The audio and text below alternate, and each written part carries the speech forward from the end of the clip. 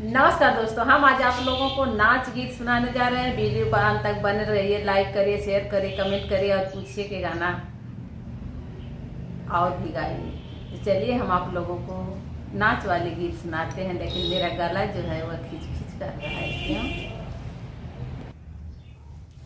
नटवा मरद नाही भाव हमारी माई हो, नटवा मरद नाही भाव हमारी माई हो, न भाव हमारी माई हो, न भाव हमारी माई हो, न भाव हमारी माई हो, नटवा मरद नाही भाव हमारी माई हो, नटवा मरद नाही भाव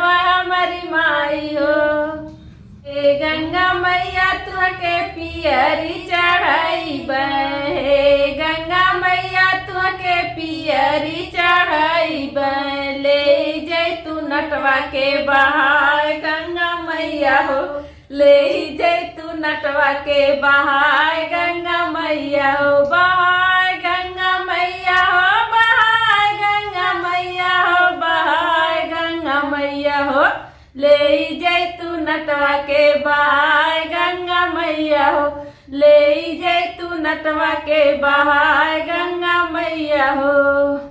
घर बही गईल दुआर बही गईल, घर बही गईल दुआर बही गईल, नटवा बैठ के नहाय गंगा मैया हो, नटवा बैठ के नहाय गंगा मैया हो, नहाय गंगा मैया हो, नहाय गंगा मैया हो, नटवा बैठ के नहाय गंगा मैया हो, नटवा बैठ के नहाय गंगा मैया हो।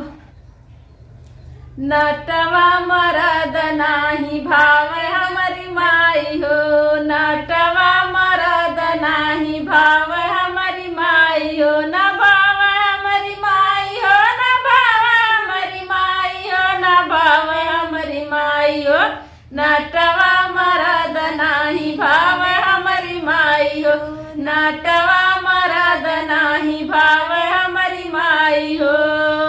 हे अग्नि मैया तुहके घिउआ चढ़ाईबो, हे अग्नि मैया तुहके घिउआ चढ़ाईबो, ले जैतू नटवा के जरा अग्नि मैया हो, ले जैतू नटवा के जरा अग्नि मैया हो, जरा अग्नि मैया हो, जरा अग्नि मैया हो, जरा अग्नि मैया हो, ले जैतू नटवा के जरा अग्नि मैया हो, ले जैतू नटवा के जरा अग्नि मैया हो। घर जरी गईल दुआर जरी गईल, घर जरी गईल दुआर जरी गईल, घर जरी गईल दुआर जरी गईल, नटवा बैठ के तपता थाप मोरी माई हो, नटवा बैठ के तपता ताप मोरी माई हो, नटवा बैठ के तपता ताप मोरी माई हो, ताप मोरी माई हो, ताप मोरी माई हो, ताप मोरी माई हो, नटवा बैठ के तपता ताप मोरी माई हो, नटवा बैठ के तपता ताप मोरी माई हो। नटवा मरद नाही भाव हमारी माई हो, नटवा मरद नाही भाव हमारी माई हो, न भाव हमारी माई हो, न भाव हमारी माई हो, न भाव हमारी माई हो, नटवा मरद नाही भाव हमारी माई हो, नटवा मरद नाही भाव हमारी माई हो।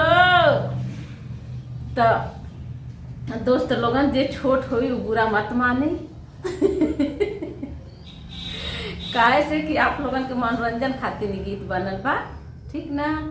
तो आप लोग दिल से मत लगाइबा। पूरा गाना सुनबा। अगर आप लोगों को अच्छा लगे तो लाइक करना। फिर मिलेगा अगले गीत में, तब तक के लिए नमस्कार।